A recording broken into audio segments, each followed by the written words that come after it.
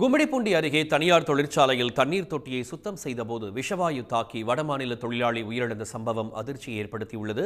கூடுதல் விவரங்களை செய்தியாளர் ஸ்ரீதரிடம் கேட்கலாம். ஸ்ரீதர், இந்த விபத்து எப்படி நேரிட்டது? பலியானவரின் பெயர் என்ன?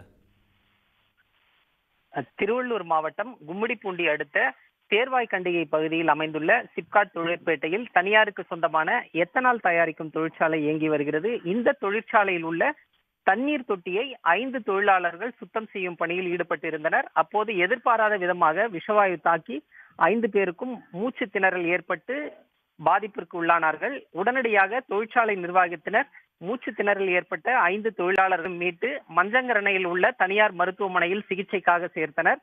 அங்கு ஒரு தொழிலாளி, ஒடிசாவை சேர்ந்த ஒரு தொழிலாளிக்கு பாதிப்பு அதிகரித்திருந்ததால் உடனடியாக அவர் சென்னையில் உள்ள தனியார் மருத்துவமனைக்கு அழைத்து செல்லப்பட்டார். அங்கு அழைத்து செல்லும் பொழுது பரிசோதித்த மருத்துவர்கள் வரும் வழியிலேயே இந்த தொழிலாளி இறந்து விட்டதாக தெரிவித்தனர்.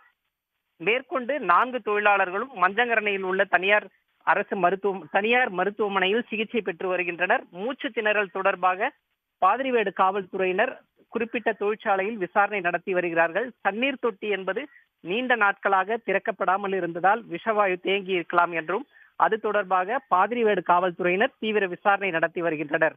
தண்ணீர் தொட்டியை சுத்தம் செய்ய சென்ற ஒரு வடமாநில தொழிலாளி விஷவாயு தாக்கி உயிரிழந்த சம்பவம் அதிர்ச்சியையும் சோகத்தையும் ஏற்படுத்தியுள்ளது. விவரங்களுக்கு நன்றி ஸ்ரீதர். இது ஜாலியோ ஜிம்கானா, நீ ஃபேமிலியோட பாருங்கண்ணா. செட்டு ஹோஸ்ட் பேண்ட் ரெடி, இப்ப கெஸ்டோட பரப்பண்ணா.